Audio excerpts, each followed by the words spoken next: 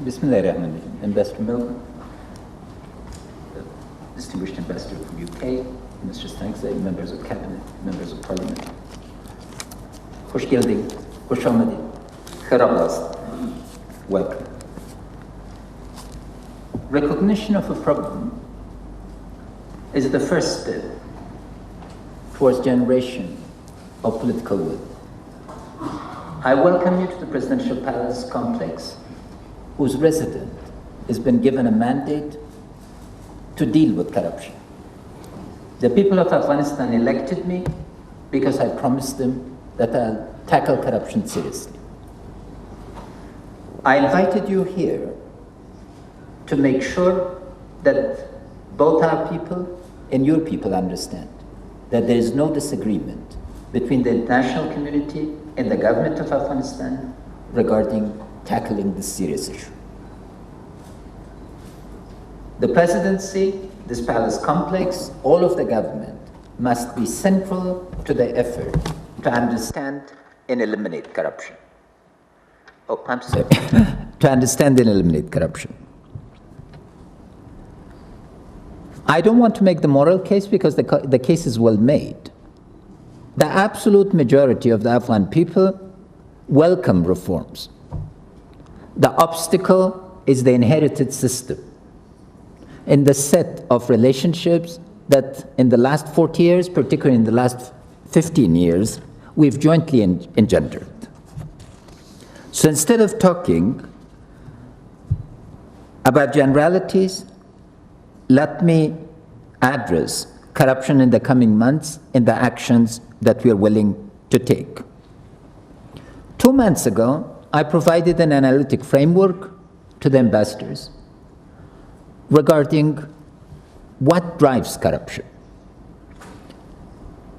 Simply put, there are the following drivers. First, there is institutional capture. The system of appointments has been dominated by prevalence of relations over rules. And that in turn is engendering rules of the game that vastly differ from the formal rules. We need to specify the core functions of each government organization and hold and create the mechanisms where the people of this country, who are our masters, hold the government responsible. This is a deep cultural change because we've inherited a culture of false hierarchy. That culture of false hierarchy makes an official dominant and disregarded. We brought a man from civil society, made him deputy minister, and the first thing he did was to beat the police because the police was asking him not to use black film in his car.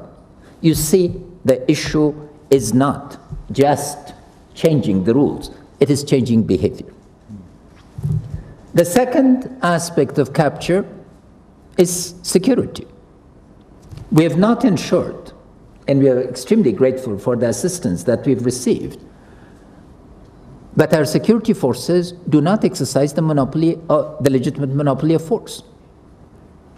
And until we make sure that the security forces are able to function in that manner, and first and foremost are accountable themselves. As the largest contracts were in the security sector, our generals got diverted to seeing how they would handle contracts rather than how to manage the war. I want to congratulate Minister Stanikzai for the remarkable job that he's done in cleaning the Ministry of Defense. Over 80 senior generals have been retired, and yesterday again I signed a new batch. But particularly procurement, and I want to thank Minister Faruqi for his immense work in investigating the procurement. Just one example. Mr. Faruqi argued this on theoretical grounds.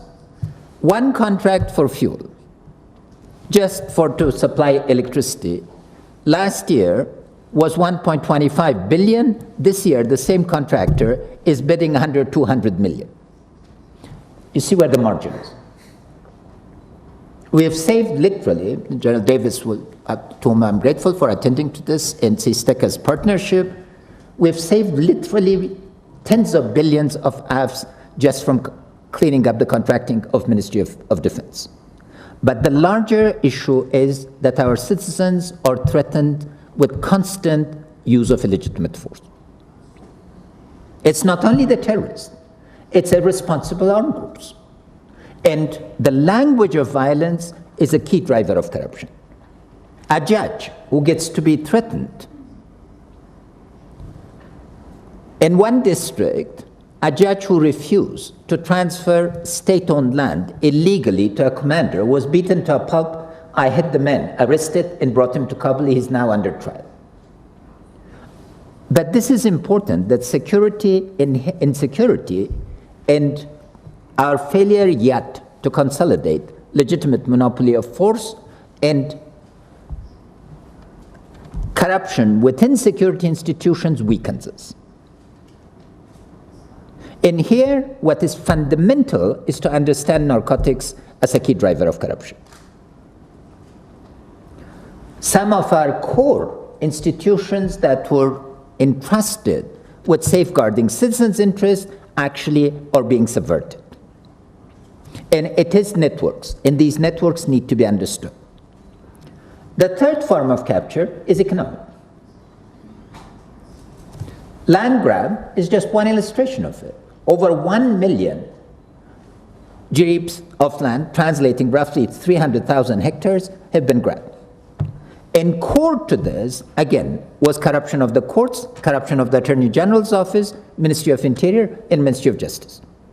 Because there are networks within these, the government lost tens of thousands of hectares of land because of collusion. Because the government case was always argued weakly, while private collusion took place to transfer. As land grab is not simply going and grabbing land, it is ensuring that the titles are transferred. Thanks to a reformist Supreme Court judge, these cases are being reversed, and we are going to get back. And the other part is political capture. Politics has become a means of running the three other forms of capture, and sets of relationship that prevail from this, because the discourse gets to be subverted and directed towards false set of issues and debates rather than the core issues. Key point. The people of Afghanistan want a strong state. A strong state to the people of Afghanistan is a state that is their servant. A state that serves them, a state that provides services, a state that generates growth in jobs. There are certain interests in this country that want weak state institutions, because weak state institutions are key to their survival. And unfortunately, in the past, international contractors have been also key to desiring a weak state. Because why was the system created? Huge amounts of money came without the right accountabilities. And the kind of advice that was provided was superficial. We dealt with the symptoms rather than with the root causes. Conclusion, we need to deal with the system at systemic level, and we need to build. Where's the good news? The good news is the people. The absolute majority of the citizens of this country, women, men, particularly the youth. And you do recall, we are the youngest country in terms of age. One of the oldest countries in terms of history, but youngest in terms of age. The young people don't want corruption. The women don't want corruption. Our scholars don't want corruption. Therefore, we have a golden foundation, but we have to mobilize a systematic effort, because resistance, accusations, and subversion need to be really taken seriously. So where is political will? Political will is it facing these problems, naming and acknowledging that corruption is our national shame, and we need to address it. Without addressing this, we're not going to have dignity, and we will not be able to raise our flags in international meetings and take pride in it, because there will always be the shadow. If this diagnosis is correct, and I believe it is, then what do we do? First, we make the machinery of government function. This both has leadership issues and management issues. Infrastructure ministries. Not a single infrastructure ministry has been taught project and program management skills. 15 years of technical assistance, billions of dollars in technical assistance. Show me who has responsibility for which set of projects. I have to go back to my previous days as a facilitator and facilitate this.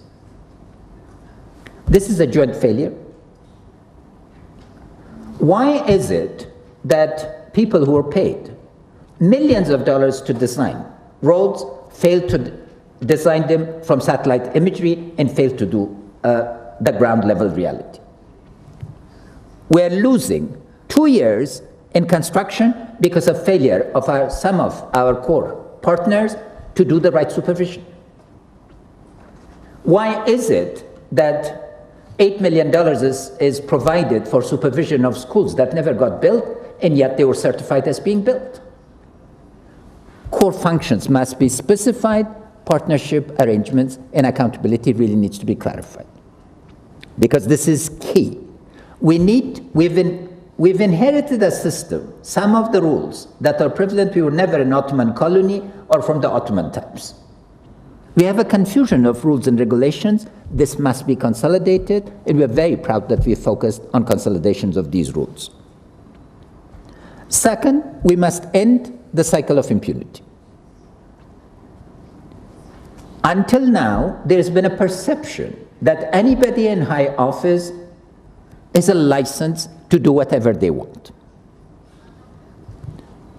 I'm doubling the size of the Special Crimes Task Force, and they are authorized to investigate both governors, ministers, and high-ranking officials. They have a total mandate, and right now, based on my direct orders, are investigating. And we will prosecute. Now we have a prosecutor who has the will to prosecute.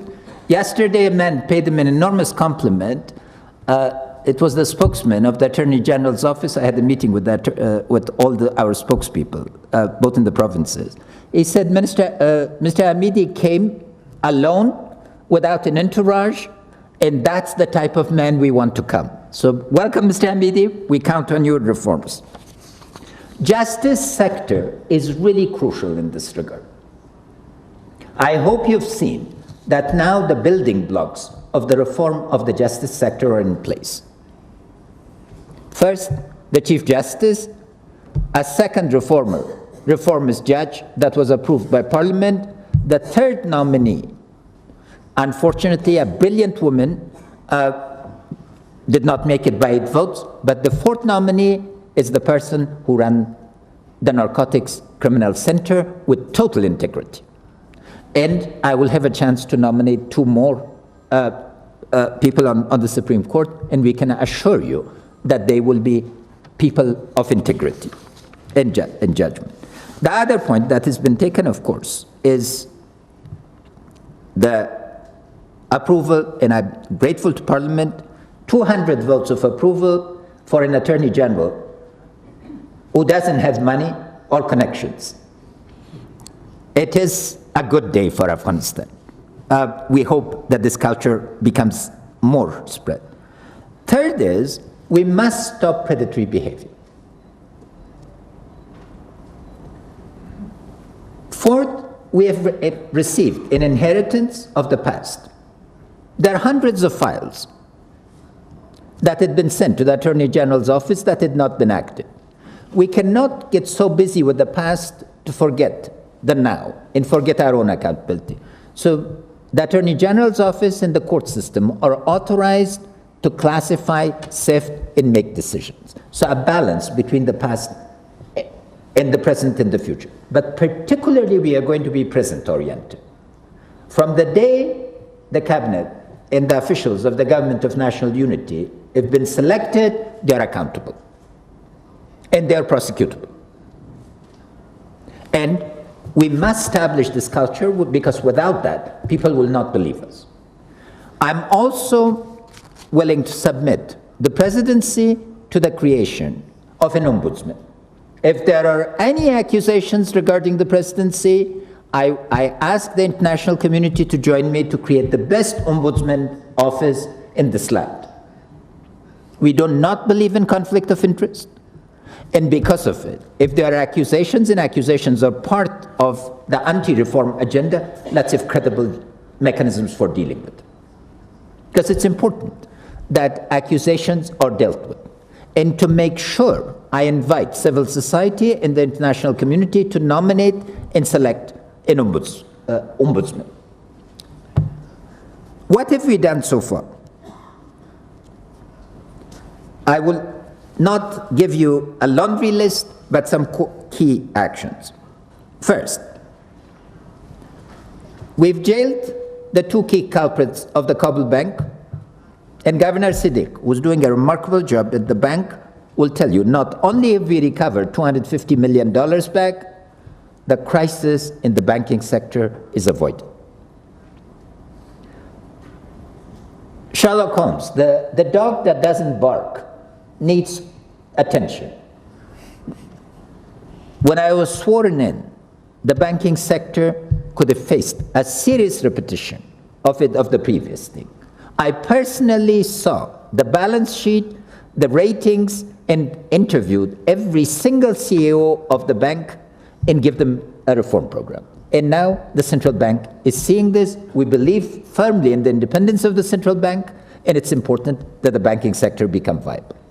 But we've avoided crisis, now making the banking sector function for the economy rather than for the informal sector is the challenge that Governor Siddiq will preside over. Second, despite a depression, a severe recession bordering on a depression, we increased our revenue 22%. That indicates what was the toll that corruption was taking. 25% of customs officers have been fired.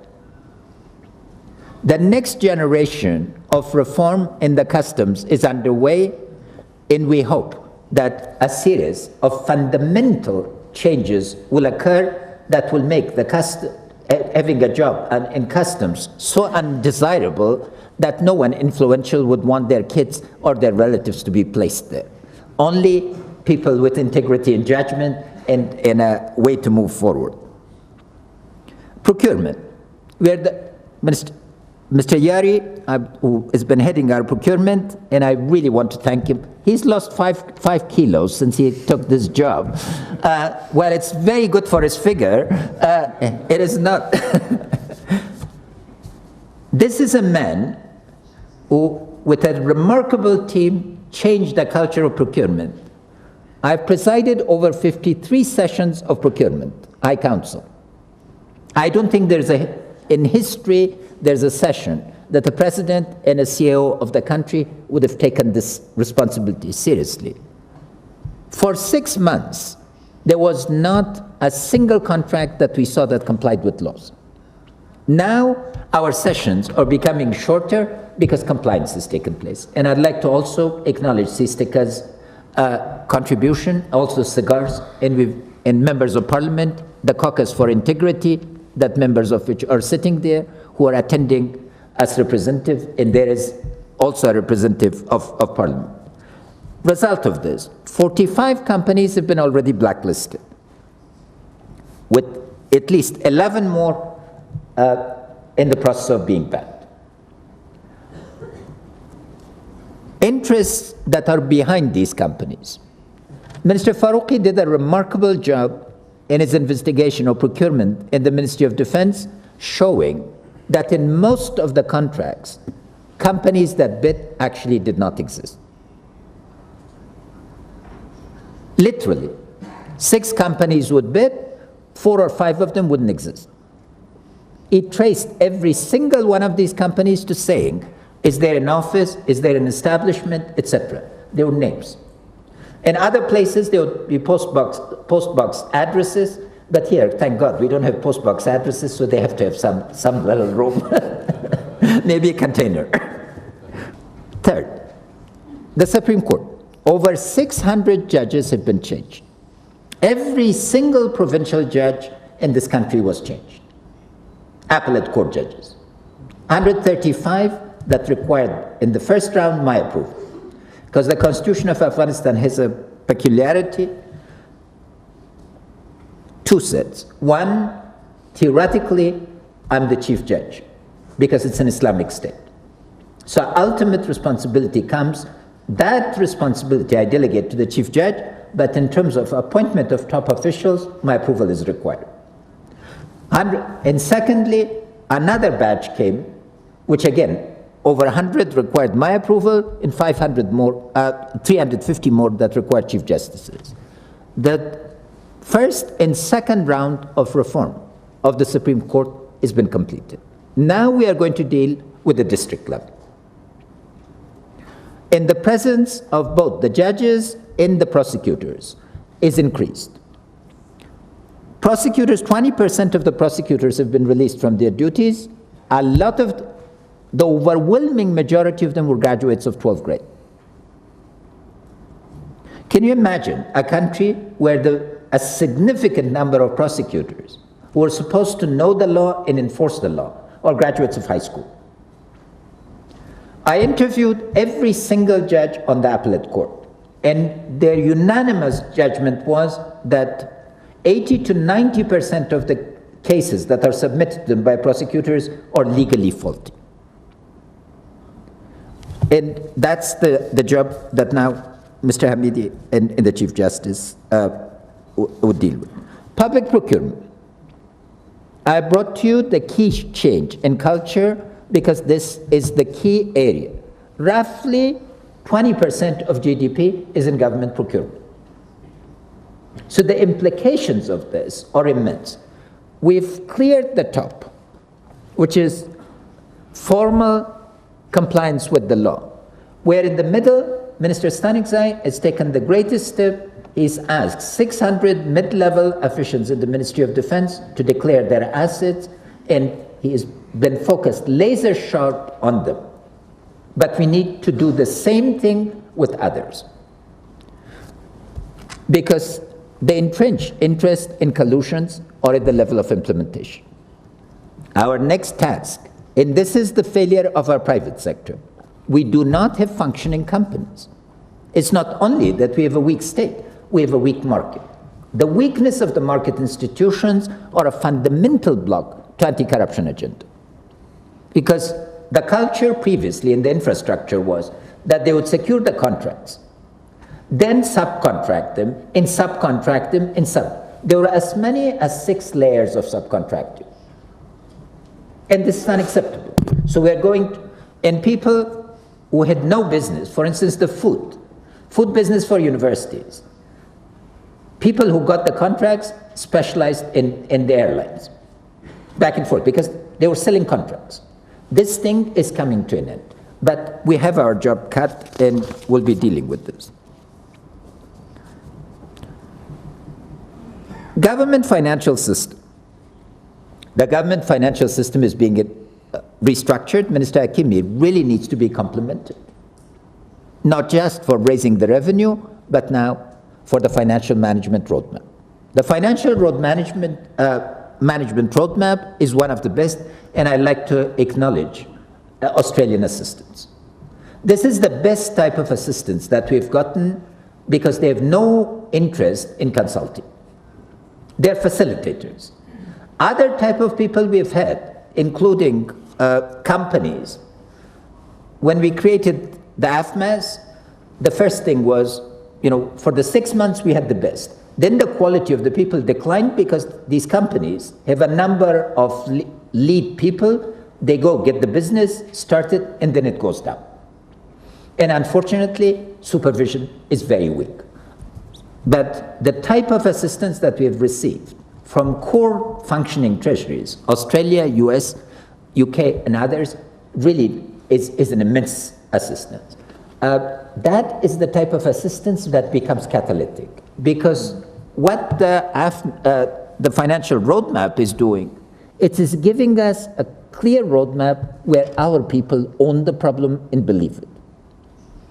There was a culture that we needed to write our documents in English, and we have to get out of this culture. If we want ownership, we really have to articulate and write in Uzbeki, Pashto, and Dari, because that's a dynamic debate. The key model of this is the citizen charter. Minister Durrani, Minister Zamir, Minister Peroz, and their colleagues have done a remarkable job of debating, discussing, and I was really moved to tears the other day with the conception of citizen charter. The next generation of Afghan leaders are in front of you, the torch is being passed, and I'm delighted. This group of our colleagues deeply, of course I have to acknowledge Minister Uriakhil and her colleagues. A culture of interministerial collaboration is taking place. Yesterday, the Counter-Narcotics Center, again, is an example of this. MEC, where we are going to reorganize the auditing office. We had neither auditing standards nor accounting standards, literally. So every company that was giving us an audit did it on their own. I had the misfortune of reading all the audit reports of the telecom sector before my very able colleague Ajmal Ahmadi came and released me of all these things. It's a wonderful addition, and his integrity and judgment again needs to be appreciated. Most people, most governments hate their watchdogs. We love working with MEC, more power to them, and I will give them all the authority that they need to investigate us. But you make a judgment on the effectiveness or otherwise of HOO and let us know. And thereby we'll decide. What is also important is civil society partnership. Afghan civil society needs to be mobilized, and you know what's the greatest part of the Afghan civil society? The mosque. Every Friday, there is a referendum across this country in the mosques. The mosques hate corruption, and please, we need to mobilize them. The ulama of Afghanistan are going to be an extraordinarily important asset in this regard, as will be one. Now, in terms of moving forward, so I'd like to make some announcements. First is the High Council on Governance, Rule of Law, and Anti-Corruption. This High Council will have the same set of authorities similar to the National Security Council, National Economic Council, and three of my very able colleagues, Mr. Roshan, Minister Farouqi, and Nargis Nehan, whom you know will be assisting us to put together and move forward. What have we done to prepare for this? First are a set of investigations. The famous Farouqi report that you're all asking to be released will be decided upon to be released. The Roshan report that you don't know about the airport is going to be released. And we have investigated all the properties that have been rented by the government. And it's a scandal. One illustration. One property was rented by a ministry for 35,000 AFs per month to a company. It turned around and rented the property for $35,000, and it's been going on for 14 years. We're now creating an inventory of all these assets. We have sufficient investigations to be able to make decisions and to commission others, so it'd be important step in that regard. Second, Chief Justice Halim and Attorney General Amidi have agreed that before October, each of them will have 5 key reforms that are going to be driven by them. We want a condition-based contract with the donors to support the justice sector on the basis of these reforms. They will be fundamental in that regard.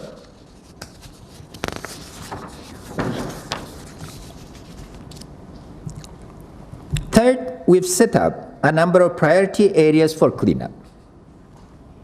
For 2016, Ministries of Interior, Transport, Mining, and Education are on top of our list.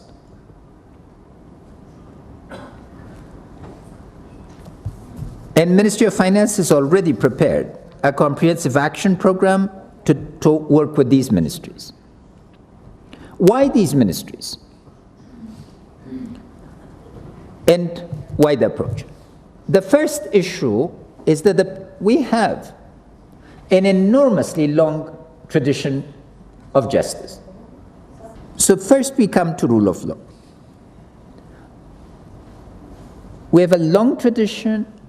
The circle of justice, I hope, has been explained to you. Muslim theory of governance is based on the foundational notion of justice. Without justice, there cannot be agriculture. Without agriculture, there cannot be commerce. Without commerce, in agriculture, there cannot be an army. Without an army, there cannot be an administration. And without an army and administration, there cannot be ruling and governance. It's a simple, elegant thing. This is what, so the notions of justice in this country are overdeveloped, not underdeveloped. It's delivery. Because of this, I'm announcing the establishment of a specialized anti-corruption justice center. The Anti-Narcotics Center has been successful. The Chief Justice and the Attorney General have approved this in our first preliminary meeting of the High Council, and therefore we would like to implement it and move on so that for Warsaw, it's active. Not that we will announce by Warsaw, I'm announcing it today, we need to make it function by Warsaw. Let me briefly focus on these ministries. Ministry of Interior is one of the 5 largest spenders in this country. But more than that, the Ministry of Interior is the face between citizen and the state. So accountability in this ministry in removal of corruption is critical. The other is, because of the imposed war and our need to focus all our energies on containing terrorist attacks, we have not done enough on counter-narcotics.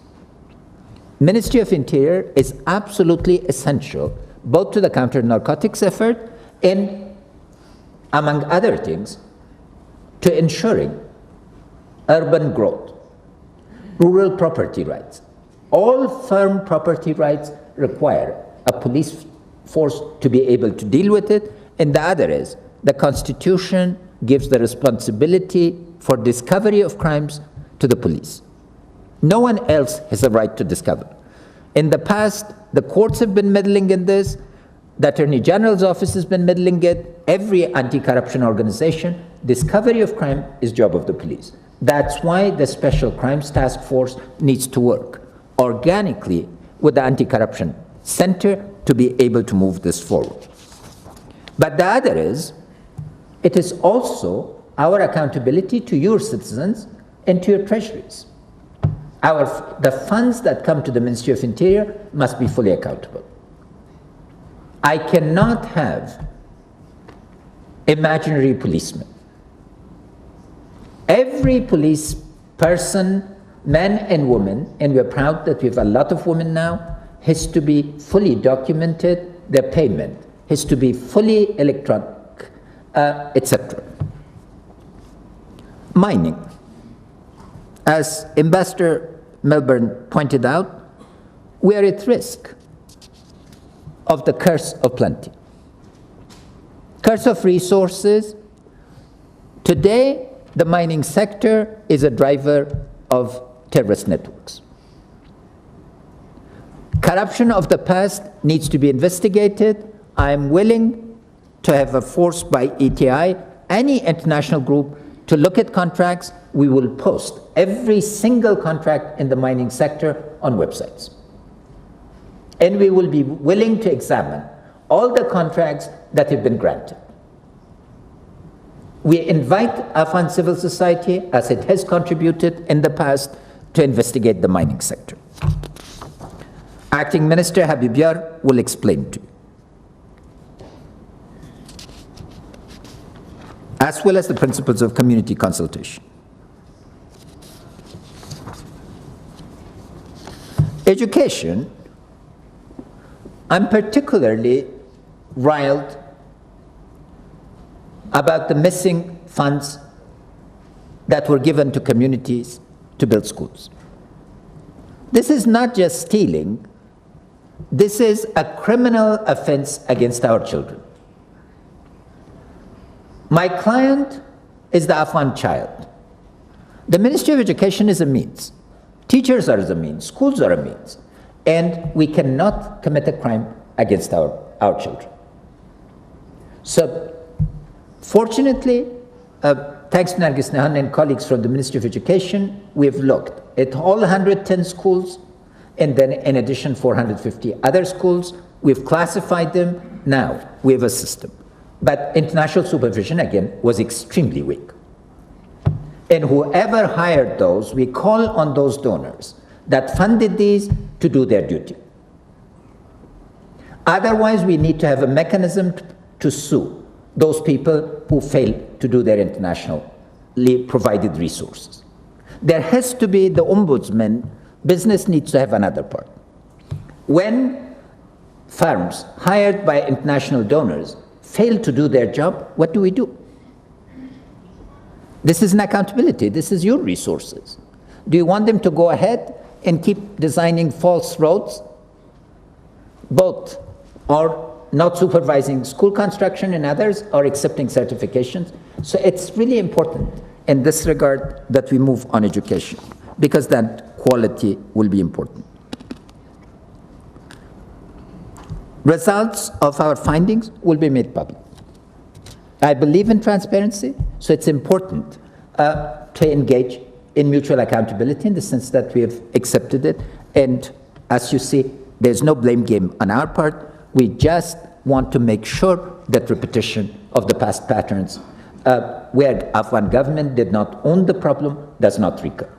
And that then we are given international advice that is relevant and pertains to the problem. Public campaign. I want to acknowledge that we've been very weak in public communication.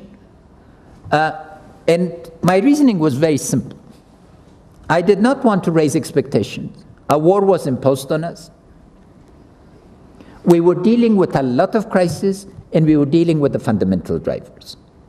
Now, our way has been clear to a future, and our partnerships, our international partnerships are very solid.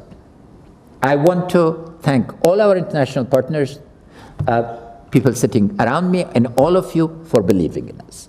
Last year, we were working with total uncertainty. This year, we're having risks, but not uncertainty. And it's an immense change, so I want to thank all the ambassadors, all the representatives of international organizations, international financial institutions, the security sector partners for believing in us and for creating a medium-term horizon. This medium-term horizon, colleagues, will enable us to tackle fundamental changes.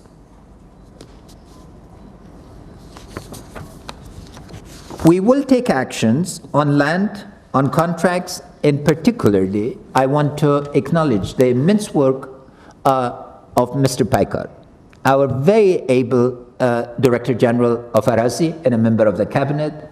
Arazi is an organization that really represents the new generation of reform. A fundamental shift is underway to transfer registration of property from the court that was only transferred as a temporary measure in the 1960s back to Arazi, and the Turkish system that we found most relevant to us is being piloted in Herat and Kabul. This will be a very important point. In conclusion, again, let me thank you for holding this conference, and particularly for holding it here, because it shows that we not only share diagnosis and share a problem, we are partners in working in solving this problem. The road ahead of us is difficult, but there will be forks in the road where difficult choices have to be made, but that's what is going to distinguish us in terms of historical actors. Will we make the easy choice or will we make the harder choice? When a fork comes, those who choose the hard road pave the way for generations to come to benefit from the suffering and the consequences of that decision. We are willing to take that hard road. But what is fundamental to taking this hard road is our mutual commitment to transparency and accountability. Corruption thrives in the dark. But here also is the dilemma of the reformer. The more we talk about corruption and the more we expose it, people think that it is increased. And it's fine. But let us understand that this is not fraught on a wave. It's deep structures that we are dealing with, so we have to balance fundamental issues that will shift the culture of capture and the commitment, unconscious probably or conscious, to a weak state system, to a culture where belief in a strong state system bound to its citizens by the bond of rule of law prevails, and mid-level actions that experts and specialists will believe in, but also those addressing those symptoms where the public will welcome them. So this balancing act is, I hope, what your deliberations will be about. Also, the deliberation regarding dealing with the past and the present. I hope that it has been shown that we have not politicized our anti-corruption thing. It's not that we're using anti-corruption to target anyone. We believe deeply in public discourse and in freedom. But those who talk must also know their records. And we ask you, as our partners, to advise us on this. How systematically, how deep do you want us to go to the past? Advise us. Don't avoid the problem, because it is extremely important. In terms of today and tomorrow, I want to make sure that you understand that we have the full commitment. This is a fight that we have to win. There's no choice. And we are not waiting for tomorrow to begin. We've begun yesterday. Today, we are accelerating, and every day we will accelerate the speed. But I used to run the 10-mile race and also the 50 meters. In 50 meters, it's all about sprint in one effort. In 10 miles, you have to be steady, otherwise you drop dead or exhausted in the course of it. So please help us both achieve the sprints with certain targets, particularly by Warsaw and Brussels, and then the longer run. Very last point, Brussels is crucial to us. We do not want to go to Brussels with speeches. So please come to understanding with our colleagues what are those core actions that would create credibility among our international partners, that we have taken action and we have not just spoken. Thank you. Till the Afghanistan, Yashasun Afghanistan, Zindabad Afghanistan.